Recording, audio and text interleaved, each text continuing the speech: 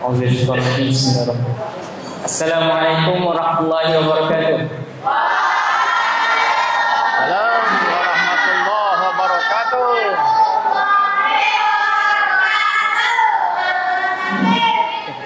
Rabbi shrah li sadri wa yassir li amri wa hlul 'uqdatam min lisani yafqahu qawli. Rabbi yassir wa la tu'assir ya karim. Allahumma iftah 'alaina hikmataka wa ansur 'alaina min khazaini rahmatika ya arhamar rahimin. Amma ba'd. Terima kasih kepada pengurusi majlis Abang Redha. Terima kasih juga kepada pengurusi Persatuan Insan Istimewa Daerah Jemput, Imam Muhammad Fauzi bin Abdullah, penasihat PIDJ Haji Fizal bin Johar, dan seterusnya penasihat jemputan kita Ustaz Zamzuri bin Ghani, ahli jawatan kuasa program, ahli jawatan kuasa surau, ahli persatuan, serta semua yang hadir pada hari ini, insya-Allah. Jadi sebelum kita mulakan kita punya solat pada hari ini, jadi tak cantik lah kalau kita tak memperkenalkan diri, betul? Kalau berkata patah, tak kenal maka tak cinta. Okey. Jadi sebelum tu, okey, saya Amir Hakim sebagai alumni kepada Camp Anak Soleh daripada 2018 lagi. Camp Anak Soleh 1.0.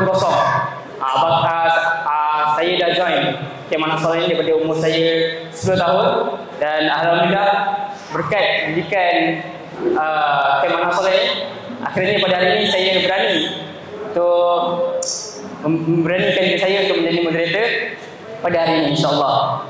Jadi kita akan kenal siapa pendengar jemputan kita pada hari ini. Korang kenal tak siapa ni? Tak kenal? Rugi aku, orang hebat ni. Jadi, nama diberi Ustaz Zamzuri bin Ghani. Siapa nama Ustaz ni? Zamzuri. Berumur 48 tahun, telah pun berkahwin, menetap di Petaling Jaya, Selangor. Jauh Ustaz ni datang, mata-mata nak motivasi orang. Merupakan seorang kaunselor berdaftar yang berlatar belakangkan pendidikan sarjana kaunseling Fakulti Pendidikan di Meski Malaya, Kuala Lumpur. Okey, jadi pada hari ini kita bersama-sama untuk hadir ke Camp Anak Soleh ni. Tadi semua dah memanah kan? Rasa semua tak penat dulu kan? Dia pun program ni bukan 2 hari pun. Jadi tak mengapa. Jadi kita akan teruskan kita punya soalan pertama. Ustaz ready saya? Okey, boleh. Ready. Okey, jadi okey, jadi soalan pertama Ustaz. Bagaimanakah Islam membina komuniti dan masyarakat? Itu soalan pertama kita. Okey. Assalamualaikum warahmatullahi wabarakatuh.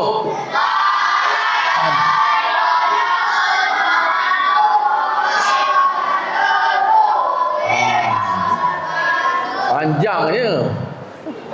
Jadi alhamdulillah, apa khabar semua adik-adik? Ya, alhamdulillah Jadi alhamdulillah rabbil alamin, wassalatu wassalamu ala sayyidina Muhammadin asyrafil anbiya'i wal mursalin wa ala alihi wa sahbihi ajma'in. Rabbi shrah lana sudurana wa yassir lana umurana yafqahu qawlana. 'Allamal insana ma lam ya'lam, sanuqruka fala tansa, 'allamal Qur'an khalaqal insana 'allamul bayan bi rahmatika ya arhamar rahimin. Alhamdulillah. Okey adik-adik, sebelum Pak Cik nak meneruskan ceramah ni ataupun perbincangan kita ni, Pak Cik suka nak mengingatkan adik-adik semua. Boleh tak? Pak Cik yang pertama, Pak Cik kalau ceramah Pak Cik ni, kalau Pak Cik tanya kena jawab. Jawab bukan angguk pakai suara. Sebab Pak Cik ni orang buta Jadi kalau anak-anak semua yang angguk-angguk Pak Cik tu bukan nampak. Jadi kena bunyi suara. Tapi janganlah buat suara bising pula. Dengar Pak Cik berceramah, anak-anak semua bercakap, tak boleh lah. Nanti pendek umur. Siapa yang bercakap masa ceramah Pak Cik, umur dia pendek. Adik-adik nak tak mati cepat, mati muda? Nak tak? Tak nak kan? Tak nak, jangan bercakap. Okey? Kena dengar lah. Kan? Sebab tu Allah Ta'ala dia berikan kita pendengaran dan penglihatan. Untuk apa? untuk melihat dan mendengar perkara-perkara yang baik. Jadi pakcik dah dengar tadi ada nama kumpulan Umar Al-Khattab. Siapa kumpulan Umar Al-Khattab? Dah dengar lah suara Umar Al-Khattab. Ada tak moto dia, slogan dia, ada tak? Tak ada lagi? Okey. Kumpulan Sayyidina Abu Bakar As-Siddiq. Siapa? Oh, saya. Okey. Kumpulan apa? Sayyidina Osman bin Affan. Siapa? Saya. Okey. Terima kasih kepada adik. Jadi alhamdulillah soalan tadi ahli panel tanya macam mana Islam itu membina komuniti atau membina masyarakat. Jadi adik-adik, pakcik ada sediakan hadiah untuk adik-adik. Nanti bila pakcik tanya soalan, siapa yang dapat jawab, kita bagi sedikit hadiah. Okey. Jadi nantilah pakcik tanya baru jawab. Tapi masa pakcik berceramah kena senyaplah. Janganlah bercakap. Okey. Macam mana zaman Nabi dulu, zaman Rasulullah sallallahu alaihi wasallam, bila Nabi menyampaikan dakwah pada mula-mulanya, mula-mula Rasulullah dia menerima wahyu pada mulanya masa umur dia 40 tahun. Bukan 4 tahun 40 tahun. Bila Jibril datang kepada dia masa dia tengah beribadat, tengah berzikir, tengah berkhalwat ataupun duduk berkeseorangan di Gua Hira, tiba-tiba Jibril datang. Jibril tanya, siapa aku? Rasulullah tiba-tiba datang. Jibril datang, kena peluk dengan Jibril.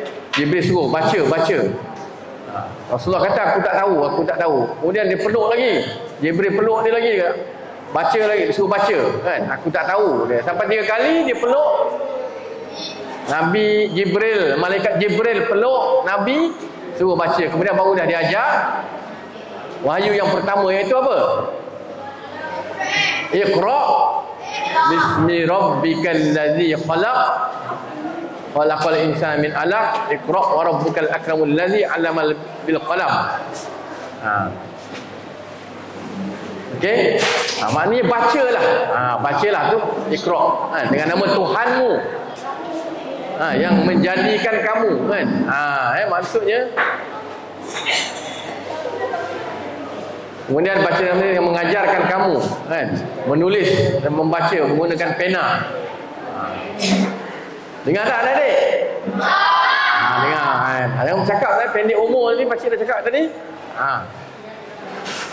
Okey, jadi mulanya Rasulullah ini dia membina manusia dengan apabila dia menerima wahyu daripada Jibril, Allah Ta'ala minta kita sebut nama Allah tentang ketuhanan, aspek ketuhanan, iaitu akidah. Maknanya siapa Tuhan kita, kan? Yang paling utama ialah dalam kehidupan kita ni, kita kena ada rasa kita ada Tuhan. Memang kita beriman dengan Allah SWT. Jadi setiap insan itu perlu ataupun wajib mengimani bahawa Allah Ta'ala itu adalah Tuhan kita yang memberikan kita banyaknya nikmat, nikmat ilmu, nikmat beramal dan sebagainya. Adik-adik, jadi Allah turunkan Al-Quran kepada kita melalui Nabi Muhammad SAW, melalui perantaraan Jibril. Yang pakcik cerita tadi itulah. Malaikat Jibril ni jumpa dengan Nabi, menyampaikan wahyu. Yang pertamanya adalah di Gua Hira melalui Al-Quran Al-Karim. Pada mulanya Nabi menyampaikan dakwah ini secara sembunyi-sembunyi dulu kan. Dia ajak sahabat-sahabat dia, termasuk Sayyidina Abu Bakar tadi yang adik-adik nama kumpulan tadi tu. Kemudian Sayyidina Osman bin Affan kan. Itu sahabat-sahabat Nabi yang mula-mula memeluk agama Islam. Kemudian diikuti oleh Sayyidina Umar. Sayyidina Umar ni, bila Sayyidina Umar memeluk agama Islam, maka dia telah berani untuk mengisytiharkan keislaman dia, dan dia telah, orang kata, menyatakan keislaman di hadapan orang Quraisy. Siapa yang berani dengan Sayyidina Umar kan? Dia Sayyidina Umar ni mengumumkan keislaman dia, orang Quraisy tak berani nak marah dia, sebab Sayyidina Umar ni seorang yang berani kan. Dan Nabi SAW menyampaikan dakwah kepada orang bukan Islam, orang Quraisy itu secara berterang-terangan selepas itu, dari fasa kedua lah. Sebab Allah dah suruh dah 3 tahun Nabi berdakwah secara sembunyi. Rasulullah telah diperintahkan oleh Allah Ta'ala untuk menyampaikan dakwah secara berterang-terangan. Apa perkara yang dititik beratkan dulu oleh Allah Ta'ala dan Nabi ya, dan di Mekah, iaitu tentang apa adik-adik? Tentang akidah dulu. Atau tadi itu kita sebut nama Allah. Kita mengakui bahawa Allah itu adalah Allah yang Esa, tiada Tuhan yang disembah melainkan Allah. Itu yang betul. Jadi kita kena yakin sedalam-dalamnya dalam hati kita, Allah itulah Tuhan kita yang kita kena sembah di hari-hari, beribadah kepada dia. Macam mana cara nak beribadah kepada Allah Ta'ala? Sembahyang lagi, mengaji lagi, apa? Berzikir lagi, apa lagi? Berpuasa lagi, zakat. Tapi adik-adik tak payah, adik-adik tak payahlah zakat lagi kan. Sementara ni sebelum dah besar, esok dah ada kerja pun boleh bagi zakat. Lagi mengerjakan haji, beriman kepada Allah, beriman kepada hari akhirat, beriman kepada malaikat, beriman kepada Rasul, kitab-kitab yang diturunkan, beriman kepada qada dan qadar pada hari kiamat. Itu semua adalah perkara penting yang kita kena laksanakan setiap hari. Jadi Islam itu asalnya ialah Allah membangunkan hati dan iman kita. Bila iman dah terbina melalui akidah yang betul dan benar, maka perkara-perkara yang lain ialah ibadat seperti sembahyang. Tadi yang kita sebut tadi, adik-adik sebut tadilah kan. Bila kita dah beriman dengan Allah Ta'ala, kita mengucap kalimah syahadah, maka kita akan bersembahyang, kemudian berpuasa dan sebagainya lah, mengikut syariat yang telah ditentukan. Okey. Kemudian bila akidah dah terbina, maka Rasul dan Nabi Nabi Muhammad telah membina melalui Al-Quranul Karim akhlak. Akhlak. Siapa tahu apa dia maksud akhlak? Akhlak tu apa? Akhlak ini adalah kita punya sikap dan perangai kita, tabiat kita, adab dan adat. Adab macam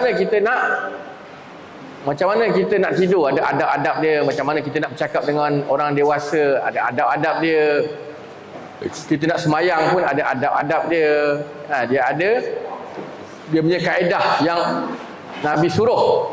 Kita nak makan, macam mana nak adab nak makan? Akhlak kita nak bila berhadapan dengan makanan. Makan gunakan tangan kanan, baca doa. Sebelum makan kena baca doa kan.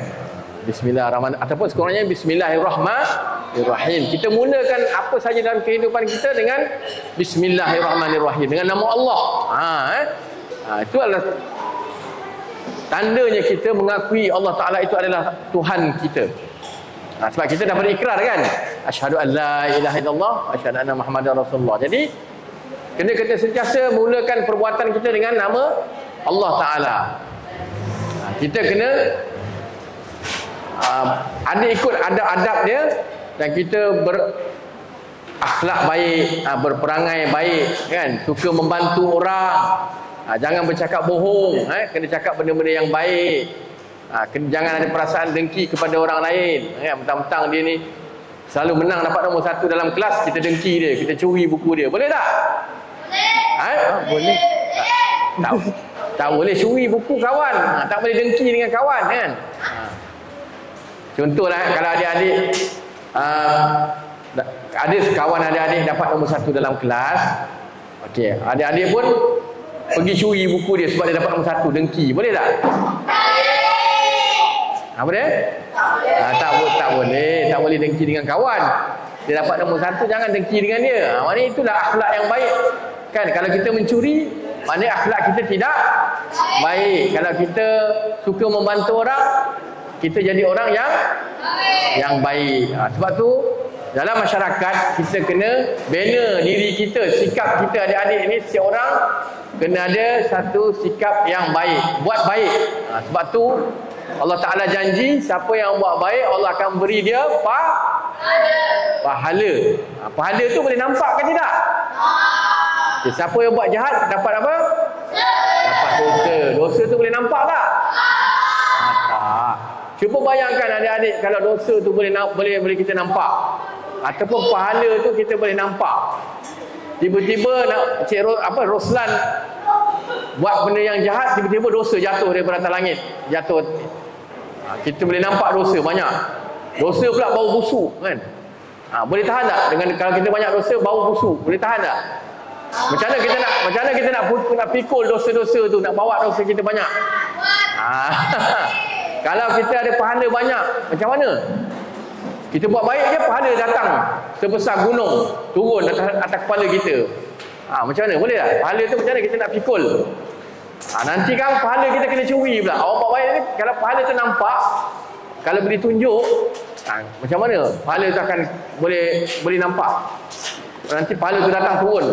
Naik jatuh atas kepala kita dan sebagainya. Jadi sebab itulah Allah ni dia lindung pahala dan dosa ni orang kita tak akan nampak. Sebab dosa dan pahala tu kalau dihimpunkan sepanjang hidup kita terlalu banyak. Faham ke tak? Dosa dan pahala ni Allah akan tunjukkan nanti bila kita berada di mana? Di padang mahsyar esok kan. Kita akan dikira Allah Ta'ala akan hisap balik apa yang kita buat kat dalam dunia ni. Kita berapa banyak pahala kita, berapa banyak dosa kita. Siapa yang buat kebaikan yang lebih banyak, maka dia akan mendapat pahala yang lebih banyak. Bila timbang, pahala kita lebih, maka Allah bagi kita kena masuk ke dalam surga. Bila pahala kita kurang, dosa kita banyak, kita akan masuk neraka. Okey, jadi faham Jadi adik-adik, akhlak kita kena buat, orang kata apa? Berperangai baik, bersikap baik. Jangan buat perkara-perkara yang Allah larang, dan sentiasalah buat apa yang Allah suruh kita buat.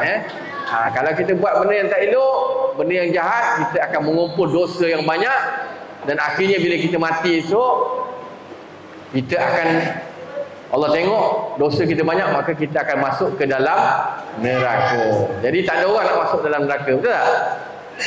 Sebab neraka tu, orang yang masuk neraka akan dibakar dalam api, api yang panas. Bayangkan adik-adik, kalau adik-adik terkena api periuk, tengah masak tiba-tiba terpegang periuk panas, macam mana? Sakit tak? Bayangkan macam mana kalau kita dibakar dalam api neraka.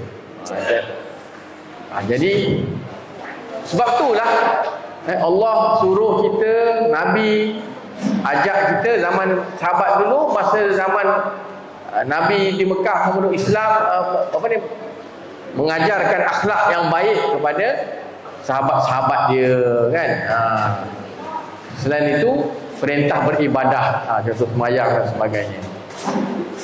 Okey. Antara salah satu sunnah Rasulullah yang Pak Cik nak terangkan pada adik-adik ialah menyantuni komuniti OKU. Kat sini ada tak OKU? Ramai tak kawan-kawan adik-adik yang OKU? Ada kan? Kalau ada tak adik-adik beradik ke yang OKU, saudara mara ke, mak ayah yang OKU ke, ada tak? Okey. Walau bagaimanapun adik-adik, mungkin adik-adik esok dah besar kan, mungkin Allah uji dapat anak OKU, kita tak tahu kan. Mungkin ada rakan-rakan kita ni yang sama-sama kawan dengan kita ni, Allah nak uji dia. tiba-tiba mata dia jadi tak nampak dan jadi buta ataupun rabun, ada kan? Tiba-tiba aksiden mata jadi tak nampak, contoh. Tiba-tiba sakit saraf, aksiden kaki kena potong sebelah, jadi dah ada masalah fizikal. Kemudian mungkin Allah nak uji demam panas kan.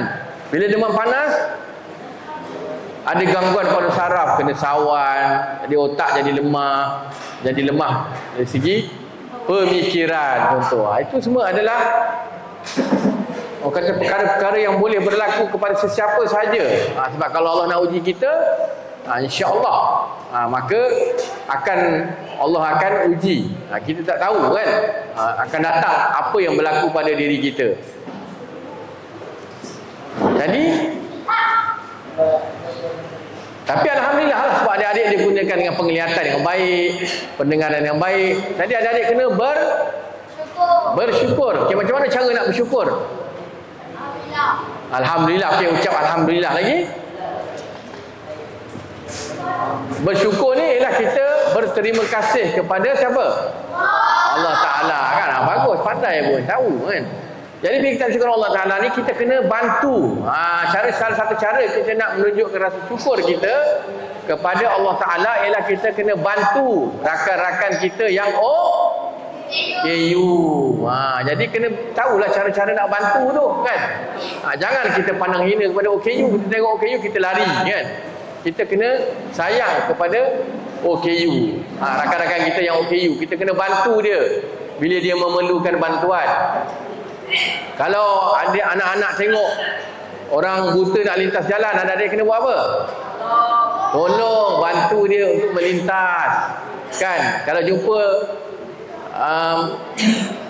kawan-kawan adik-adik yang mungkin masalah fizikal, mereka menggunakan kerusi roda, adik-adik kena tolong tolak kerusi roda dia ke, macam-macam ada dia boleh buat kan. Bantu dia, tolong ambilkan makanan dekat kantin ke. Kalau ni boleh bantu apa saja. Dan ingat, kalau kita bantu orang, tak semestinya kita kena bagi duit. Kita boleh bantu dengan menghulurkan pertolongan tenaga, tolong sokongan kan. Kalau jumpa dengan dia, tegur dia, Assalamualaikum, apa khabar, tanya khabar pun dah kira membantu, sedekah. Ataupun kita senyum, itu pun dah merupakan sedekah. Senang tak nak sedekah dengan orang? Senang je kan. Kita bagi bantuan, kalau tak boleh bagi duit, bagi tenaga. Kita ada kudrat, kita bantu kan. InsyaAllah Allah akan beri ganjaran yang besar di sisi Allah Ta'ala. Okey, adik-adik nak dengar soalan kuis tak? Okey, tadi kan Pak Cik dah sebut nama malaikat yang bertemu dengan Rasulullah menyampaikan wahyu.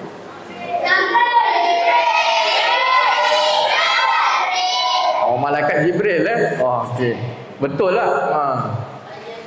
Okey, tapi macam mana Pak Cik nak bagi hadiah? Semua dah sebut betul. Tak nak bagi pada semualah nanti hadiah okey, tak apa.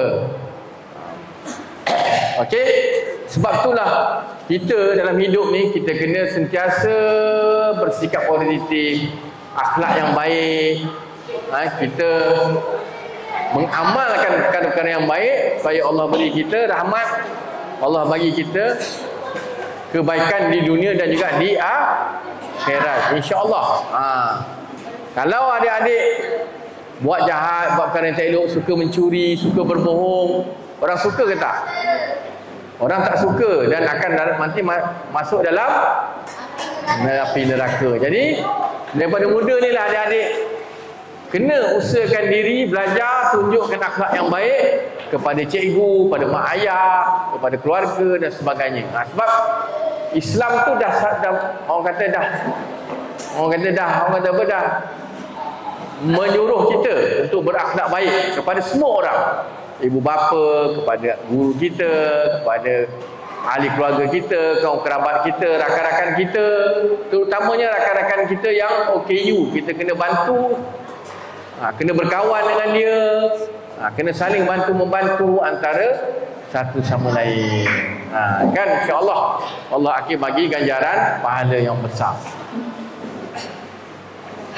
Jadi sunnah Rasulullah antaranya ialah menyantuni komuniti OKU. Di zaman Rasulullah dulu ada seorang buta, tahu? Adik-adik pernah dengar tak? Siapa nama sahabat Nabi yang buta? Pernah? Abdullah apa? Ha? Okey, mari sini. Siapa berani jawab? Datang ke depan. Datang ke depan, jawab dengan pakcik siapa nama sahabat. Cepat. Seorang aja wakil. Seorang aja. Siapa berani ke depan? Cepat. Mari sini. Cepat. Naik ke pentas cepat. Siapa? Cepat. Cepat mari cepat naik. Siapa yang jawab tu? Mari sini. Siapa yang jawab tu mari sini. Cepat. Siapa yang jawab tu tadi? Orang nak dengar ni siapa nama sahabat Nabi yang buta tu? Ada? Tepuklah sikit. Semangat, keberanian. Kan? Mana? Mari sini. Siapa nama? Daniel Dennis. Siapa? Daniel Dennis. Okey, siapa nama sahabat Nabi yang buta tu? Abdullah bin Umi Maktum. Wah, bagus, pandai bagi tepukan. Nanti dulu, jangan turun. Pakcik ada sedikit hadiah. Jangan pakcik nak bagi hadiah. Hadiah ada. Ni okey. Ni okey, tepukan. Dapat hadiah. Sebab tu kena berani. Orang yang berani rugi. Tak dapat hadiah siapa tak berani. Okey. Markah dalam grup kena tambah tu kan. Kenapa dia berani datang ke depan. Abdullah ibni Umi Maktum. Okey. Pakcik nak cerita pasal Abdullah Maktum. Abdullah Maktum ni adalah seorang buta. Pada ketika itu Abdullah Maktum ni dia datang bertemu dengan Rasulullah SAW ketika Rasulullah SAW sedang berdakwah kepada Abu Jahal. Abu Jahal dan pembesar-pembesar Quraisy. Sebab Nabi pada masa itu telah dijemput oleh Abu Jahal dan rakan-rakannya untuk menyampaikan dakwah kepada mereka lah. Dia kata, wahai Nabi, kau datanglah berdakwah dengan kami nak dengar lah apa yang kamu nak sampaikan. Nabi pun datang menyampaikan dakwah dengan harapan bila Abu Jahal ni ketua ni masuk Islam, anak-anak buah kena ikutlah, betul tak? Jadi tengah-tengah Nabi sampaikan dakwah dia kepada pembesar-pembesar Quraisy tu dekat Kaabah, maka Abdullah bin pun datang, wahai Rasulullah, ajarkanlah aku agama. Nabi sebab Abdullah bin ni dia bukan nampak kan. Dia datang bertemu dengan Rasulullah, dia minta Rasulullah ajarkan dia agama. Jadi Rasulullah rasa terganggu lah kan. Dia pun bermasam muka. Nabi memasamkan muka sebab Abdullah bin telah mengganggu dakwah beliau sedang Nabi bercakap-cakap dengan pembesar Quraisy itu. Jadi maka Allah turunlah surah dalam satu surah dalam Al-Quran yang menegur perbuatan Rasulullah itu kerana memasamkan muka apabila datang ni Abdullah ibni Umi Maktum. Siapa tahu nama surah tu? Tahu tak nama surah yang menyebabkan siapa yang berani datang ke depan nak jawab? Seorang aja wakil. Surah yang Allah turunkan sebab kedatangan Allah Maktum untuk tegur yang menegur Nabi. Jangan kamu bermasam muka. Tahu tak? Siapa yang nak mencuba? Cepat. Siapa berani cepat? Salah pun tak apa boleh. Surah apa?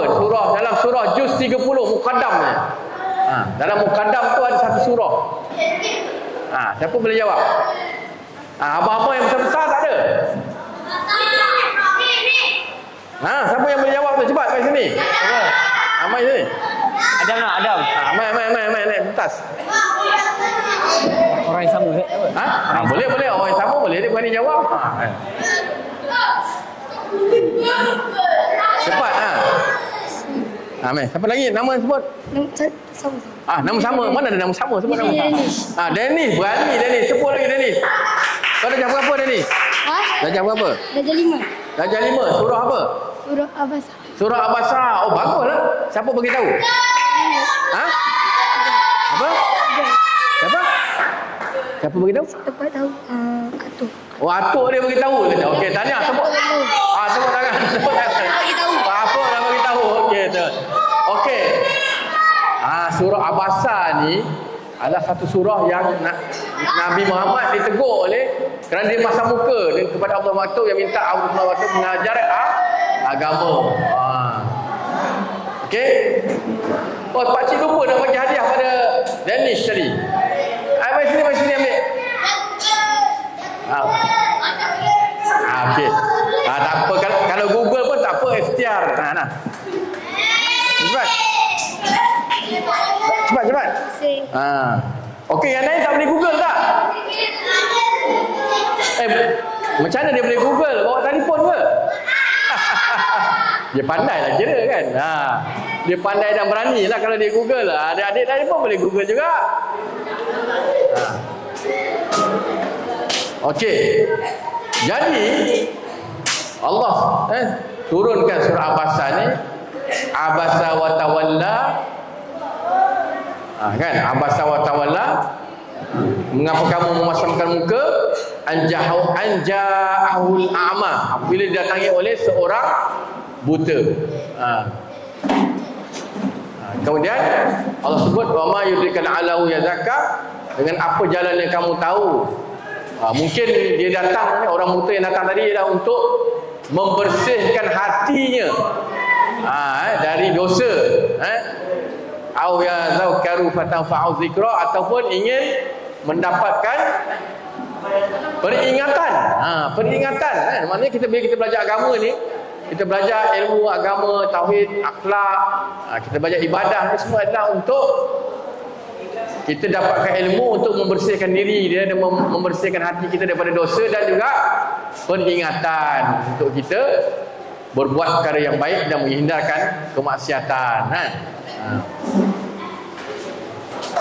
Nak tunjukkan bahawa sebenarnya Nabi kena santuni OKU ni kan. Walaupun dia ni buta, tapi di hati dia nak belajar agama, kita kena santuni dia. Nabi kena santuni dia. Sebab tu Allah turunkan surah apa tadi? Abasa. Jadi adik-adik pun kena ikutlah contoh Nabi. Apabila Nabi dapat teguran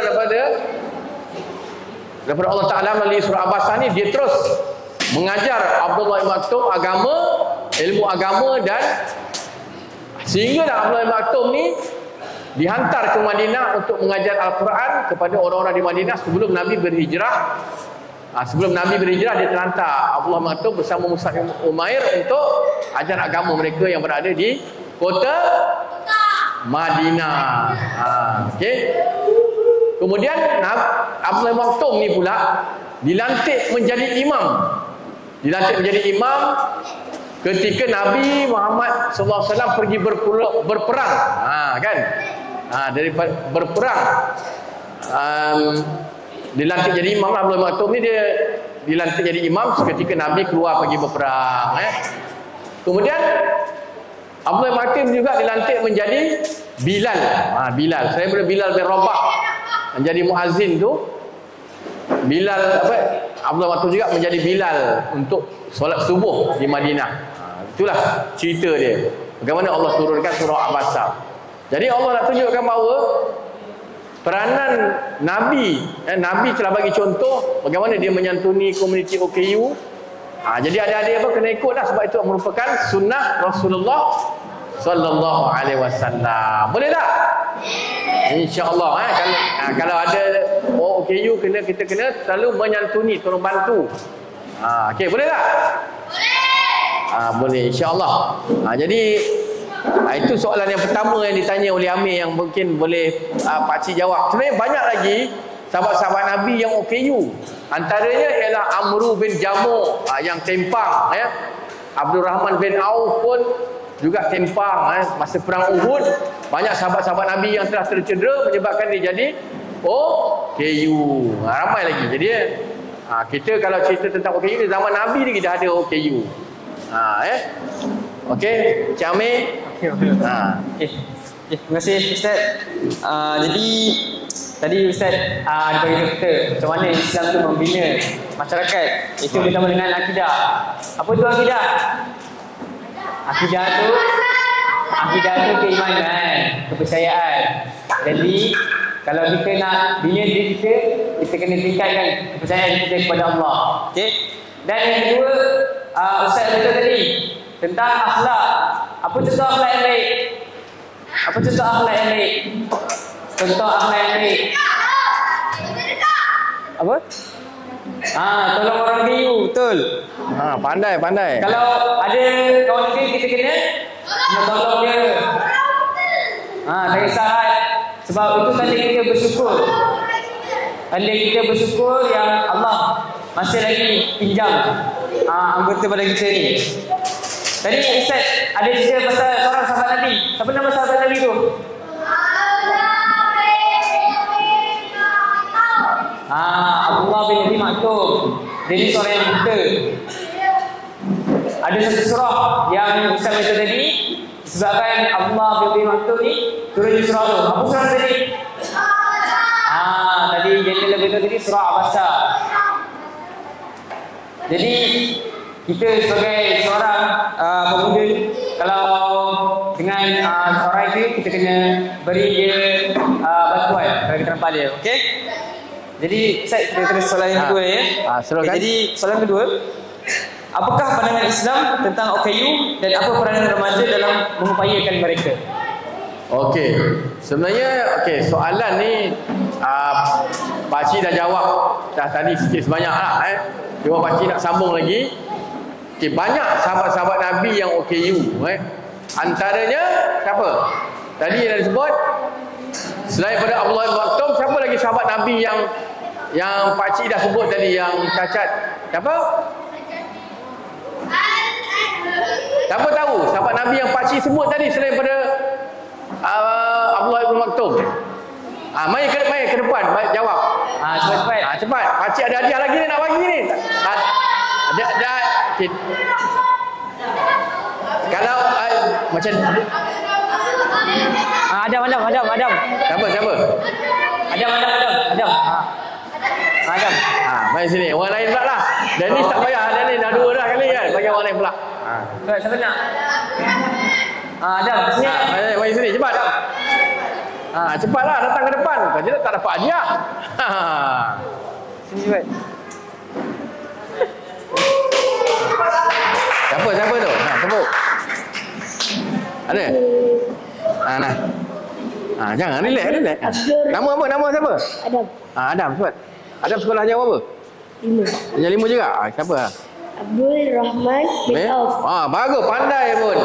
Okey, tepuk tangan nanti. Nanti Pakcik nak bagi hadiah tu. Sekejap, Pakcik nak korek tabung, ada tak? Okey, nah. Okey, bagus. Adam pun boleh jawab. Siapa lagi berani jawab? Dapatlah hadiah. Kalau tak berani jawab, tak berani ke depan, tak dapatlah hadiah kan? Okey. Salah satu lagi, Abdurrahman bin Auf. Ada lagi? Amru bin Jamuh. Amru bin Jamuh ni merupakan seorang yang tempang. Dia dulu penyembah berhala yang tegar. Kan? Dia dulu suka menyembah berhala, kan? Dia walaupun dia OKU, dia sembah berhala, tapi akhirnya dia memeluk agama Islam. Dia pun minta dengan Rasulullah, "Wahai Rasulullah," dia tanya, "Adakah aku ni bila aku meninggal esok, kalau aku dapat masuk syurga, kaki aku ni akan tempang lagi tak dalam syurga?" Ke tidak, kan? Jadi dia minta izin dengan Rasulullah untuk pergi berperang.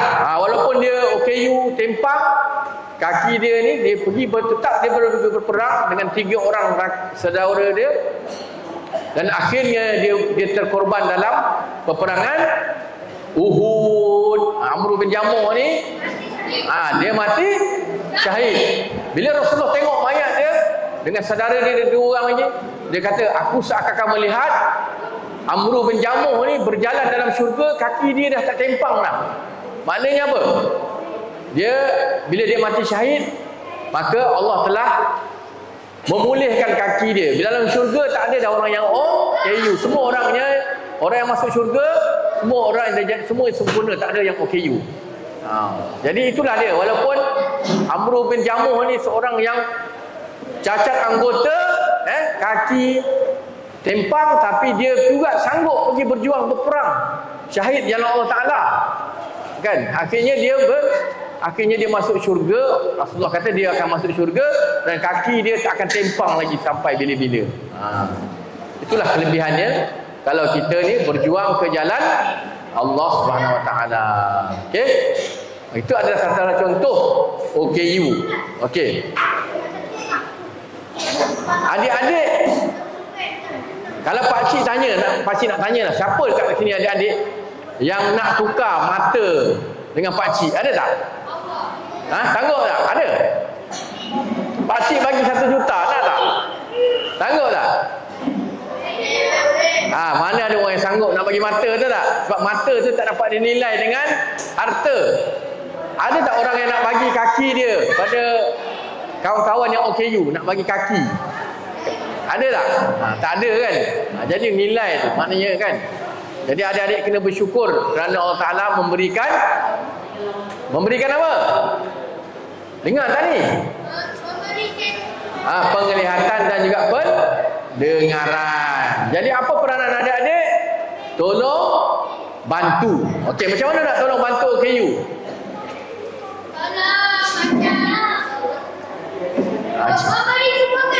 Memberi sumbangan tu satulah. Okey, lagi? Okey, macam mana nak bawa orang buta? Tahu tak macam mana cara nak pimpin orang buta? Macam mana? Mari sini, siapa berani demo? Mari sini, adik, siapa tu yang cakap tu yang sebelah kiri ni? Siapa meh? Tunjuk kat pakcik, bagi hadiah. Cepat. Meh. Siapa tadi? Ada meh? Cepat. Ada tadi ni yang bercakap kat depan ni, depan pakcik ni, yang bunyi suara ni. Kumpulan apa? Kumpulan 3. Siapa? Mari, cepat. Cepat. Yang suara kuat tadi tu, mak pakcik dengar tadi. Siapa? Siapa? Ada meh? Turangan. Siapa nama? Amir Mustaqim. Amir Mustaqim. Macam mana cara nak bawa orang buta kalau jumpa orang buta? Macam ni. Okey. Siapa yang ada kat depan? Okey, macam ni. Cara bila kita jumpa orang buta, bila kita nak pimpin orang buta, caranya ialah kita apa? Tanya dia dulu, pakcik nak pergi mana? Assalamualaikum. Kan? Assalamualaikum pakcik. Pakcik nak pergi mana? Tanya dulu. Bolehkah saya tolong? Kan? Jadi dia akan cakap nak pergi mana. Okey, ambil tangan dia. Ambil tangan, letak dekat siku ni. Kena pegang dekat sini. Dekat sini. Dekat belakang siku ni. Amir kena duduk di depan, jangan duduk kat belakang. Amir kena depan, bawa kan. Kena pimpin, pegang tangan. Macam itulah cara untuk pimpin orang buta. Amir darjah berapa? Darjah 4. Darjah 4. Sekolah kat mana? Setin 3. Darjah 3 Macam mana ada tahu cara nak bawa orang buta? Pernah tengok? Pernah tolong tak? Pernah. Okey. Okey. Kita tepukkan untuk Amir. Tepukkan. Buat sikit, gemuruh sikit. Nanti pasti nak bagi hadiah. Sekejap. Kerana dia berani ke depan, kita bagi dia hadiah. Okey, sekejap. Boleh beli coklat. Okey. Tepukkan untuk Amir sekali lagi. Amir Mustaqim. Okey Mana kerusi pakcik tadi? Dah ke belakang kerusi pakcik. Seronok tak dengar ceramah pakcik ni? Okey. Janganlah bercakap-cakap Kan pakcik dah pesan tadi, siapa suka bercakap, umur dia pendek. Okey. Kalau kita jumpa orang OKU yang berkerusi roda, macam mana kita nak tolong dia? Tolak kerusi roda dengan cara yang berhemah lah. Jangan kita tolak kasar-kasar sampai dia jatuh dan sebagainya. Dia ada cara dan teknik dia. Adik-adik boleh Google. Kalau nak cara nak bantu OKU penglihatan macam mana, adik-adik boleh Google. Dekat dekat telefon kan. Macam mana nak tolong orang berkursi roda, adik-adik boleh Google dekat telefon. Macam sekarang dah ada maklumat banyak. Jadi yang penting kita nak tak belajar, kita nak tak bantu komuniti OKU. Kalau kita nak cakap dengan orang pekak macam mana adik-adik? Kalau kita nak cakap menggunakan bahasa isyarat, pandai pun. Jadi kita belajarlah bahasa isyarat. Kan? Kalau kita jumpa orang pekak, kita boleh berkomunikasi dia dengan cara menggunakan bahasa isyarat. Kalau tak boleh bahasa isyarat, kita nak buat apa? Tulis. Tulis atas kertas bagi kat dia. Nanti dia baca, nanti dia tulis balik. Macam itulah cara nak berkomunikasi dengan orang yang pekak. Jadi banyak lagi sebenarnya kaedah-kaedah yang adik-adik boleh gunakan untuk membantu komuniti OKU ni. Tak payah pakai duit, tak payah bagi sumbangan pun tak apa adik-adik. Yang penting ialah adik-adik kan ada tenaga. Tolong mereka ni dengan cara memimpin, menolak kerusi roda. Tapi dia ada cara-cara dan kaedah dia lah. Bercakap menggunakan bahasa isyarat. Jadi adik-adik kena Google lah, tengok macam mana cara nak bantu dan sebagainya. Kalau pakcik nak ceramah tentang nak bantu cara ni, panjang cerita ni, kena datang lagi.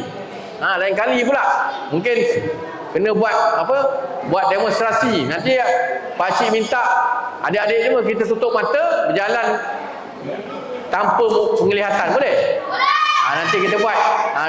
Nanti kita minta pakcik Mak Reza buatkan satu aktiviti, semua kena tutup mata, kena berjalan. Kan? Macam mana rasa? Mata ditutup, berjalan. Kita buat pusing-pusing sekeliling surau dia. Boleh rasa. Okey. Jadi adik-adik sebagai orang yang celik, wajib membantu komuniti OKU, penglihatan ke fizikal ke, supaya orang kata siapa yang membantu komuniti OKU ni, Allah akan beri ganjaran yang sangat besar. Allah akan beri pahala berlipat ganda, rezeki akan ditambah, insya-Allah. Kan? Cuba try. Kalau adik tak percaya, cuba try. Bantu komuniti OKU. Insya-Allah Allah akan bagi ganjaran yang besar. Dan insya-Allah adik-adik akan Allah beri syurga, insya-Allah. Sebab Allah sebut, barang siapa yang membantu komuniti OKU, Allah akan beri dia syurga. Begitu juga dengan orang OKU, kalau dia bersabar, dia bersyukur dengan ujian yang Allah bagi pada dia, maka insya-Allah ada adik yang OKU, insya-Allah Allah akan berikan syurga. Tapi dengan syarat kena bersabarlah. Bersabar, buat ibadah. Kena ikut contoh Abdullah Ibn Maktum. Macam mana Abdullah Maktum ni belajar Al-Quran, bagaimana Allah Amru bin Jamuh yang tempang tu boleh pergi berperang sehingga syahid. Dan ramai lagi sahabat-sahabat yang zaman Rasulullah yang mempunyai masalah-masalah fizikal dan sebagainya, mereka ni juga menyampaikan dakwah kepada masyarakat, kepada orang-orang kafir. Itulah Cik Amir Cik sebanyak. Amir sambung lagi ke soalan lagi? Okey, terima kasih Ustaz. Jadi tadi Ustaz dia beritahu tadi, kalau kita jumpa orang gila, contoh jumpa orang buta, kita kena buat apa? Tolong dia. Kita tanya dia nak ke mana, kita pimpin dia. Kalau orang naik kursi roda, kena tolong dia lah, tolong kursi rodanya. Tapi ada cara dia lah. Kalau orang pekak, kita gunakan bahasa isyarat. Jadi kita kena tolong orang-orang PU ni, dan tak perlu pakai duit pun, dan tak perlu kita nak bagi semangat. Kita gunakan tenaga kita. Okey. Jadi kita akan buka kepada sesi soal jawab lah. Siapa kalau ada soalan kita boleh ajukan. Persilakan. Ada nak tanya tak? Siapa yang berani bertanya soalan? Baik, siapa berani? Boleh datang ke depan. Siapa berani nak bertanya cepat? Kak, ada yang nak tanya tak? Ada nak tanya tak? Baik. Siapa main datang ke depan? Nak tanya tu. Cepat. Datang ke depan tanya soalan main sini. Yang penting kena berani. Cepat. Tanya aja soalan, tak kisah. Jangan risau, pakcik boleh jawab.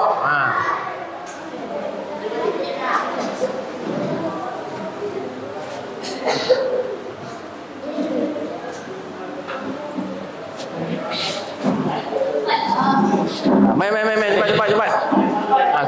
Kumpulan mana tu? Cepat, siapa tanya soalan dapat markah. Bukan ini kan. Cepat, siapa nak tahu markah cepat, Mari cepat. Haris nak tanya. Cepat. Tak ada.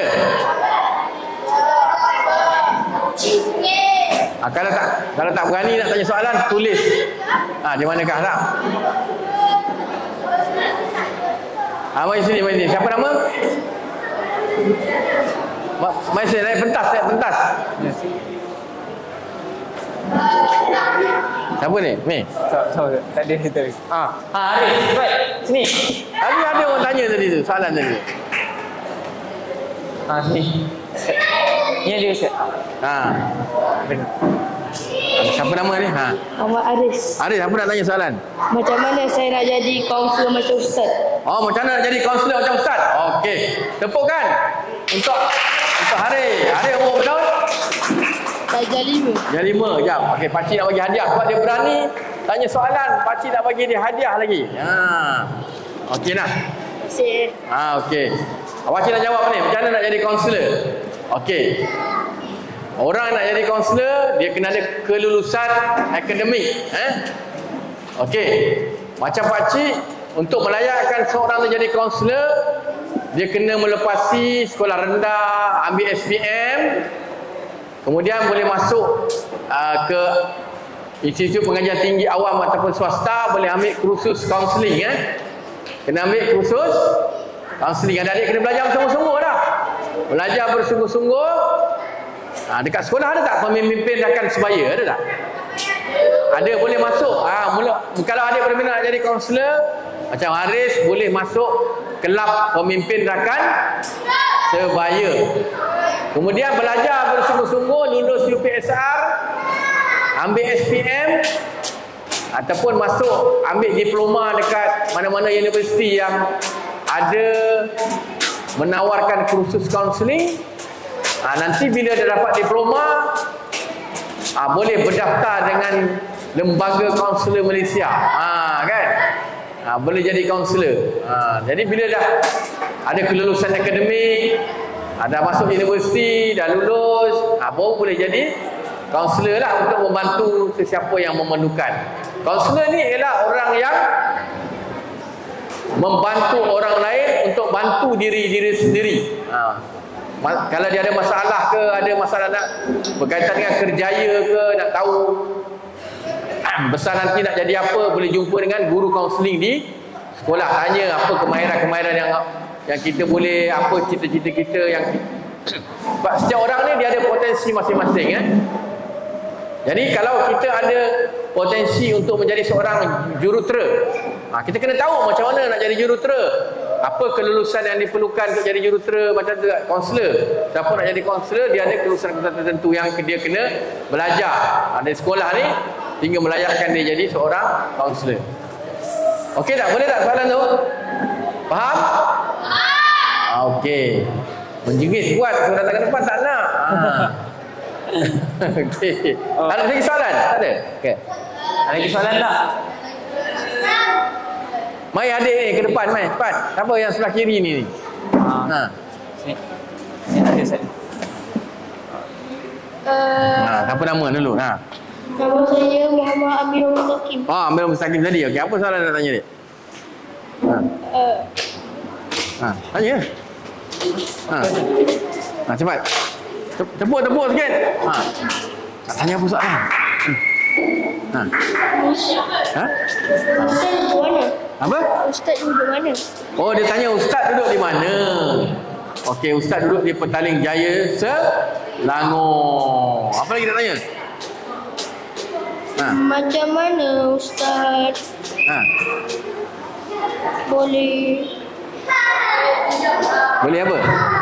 Macam mana Ustaz boleh duduk dekat Selangor? Sebab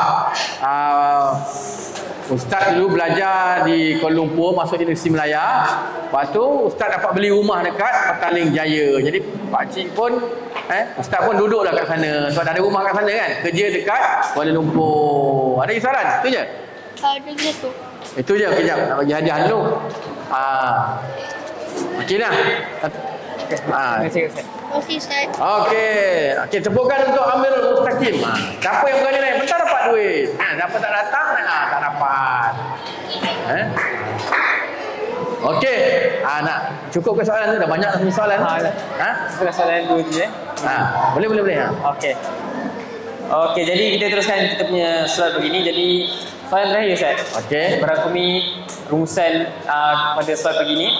Jadi soalan dia, apakah pesanan dan harapan Ustaz kepada semua dalam usaha mengembalikan kehidupan Islam yang akan sentiasa mengupayakan potensi semua golongan termasuk OKU? Okey adik-adik. Soalan dia apa? Pesanan. Kesanan adik-adik. Pakcik nak Ustaz nak maklumkan kepada adik-adik, nak pesan kepada adik-adik. Kalau kita jumpa dengan OKU ataupun adik-adik mendapat rakan-rakan yang OKU, adik-adik kena tolong bantu. Itu menunjukkan adik-adik bila adik-adik bantu OKU, menunjukkan bahawa adik-adik bersyukur dengan nikmat yang Allah bagi kepada adik-adik kan. Jadi adik-adik kena bantu komuniti OKU. Membantu OKU ni adalah wajib, kewajipan. Sebab Allah sebut dalam surah Al-Maun. Okey, pernah dengar tak surah Al-Maun? Cuba baca surah Al-Maun, apa dia? Bagus, pandai. Ara'aital ladzi yukadzibu biddin. Fadzalikal ladzi yad'ul yatim, kan? Okey, pada ayat pertama tu Allah SWT menyantuni komuniti, memberi makan anak-anak yatim. Lagi apa? Memberi makan orang miskin, membantu, kan? Lepas tu Allah sebut celakalah para lil musallin, orang yang sembahyang dia lalai dalam sembahyang, kan? Allazina hum an salatihim sahun, allazina hum yuraun, orang yang riak. Bila dia buat benda baik dia riak. Riak tu tahu tak apa maksud dia? Buat benda tu nak buat baik, nak menunjuk-nunjuk, kan? Dia bukan ikhlas, dia buat nak menunjuk-nunjuk supaya orang puji lah dan sebagainya. Itu namanya riak. Tapi Allah sebut lagi, antara orang yang celaka ni satu lagi ialah orang yang dia tidak memberi pertolongan atau bantuan kepada orang yang berhak menerimanya. Betul tak? Jadi adik-adik, sebab itulah adik-adik kena bantu. Kalau adik-adik kemampuan, kalau kita ada kemampuan untuk membantu orang lain, kita kena bantu dia, insya-Allah, kan? Salah satunya ialah membantu orang kurang upaya. Bukan saja kita nak bantu orang kurang upaya, bantu orang yang warga emas.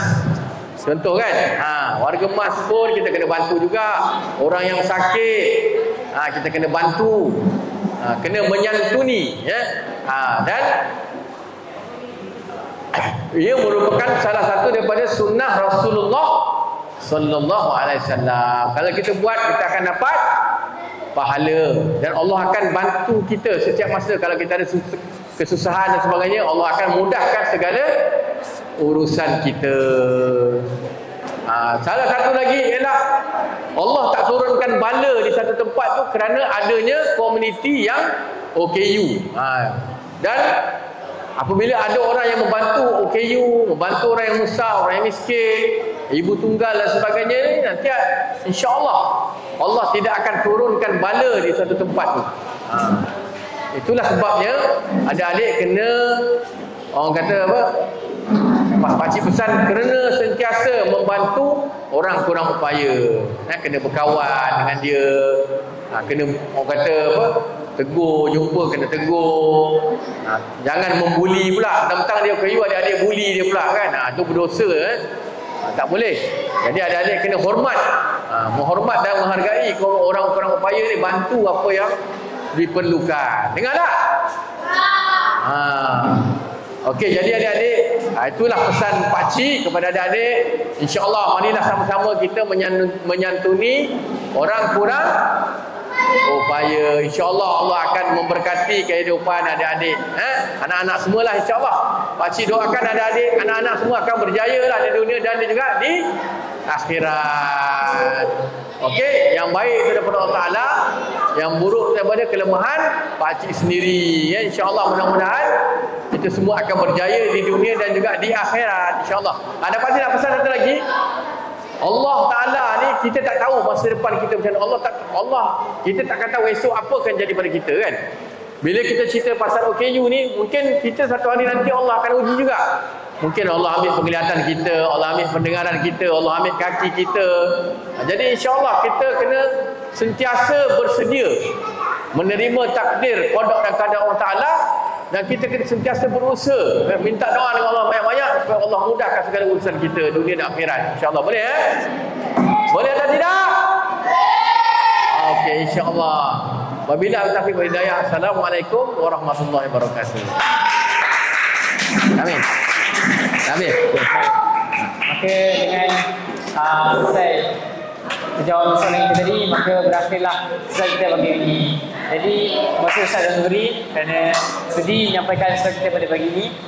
Jadi akhir kalam dari saya, selesai meriah majlis acara, perkara baik jadi pedoman.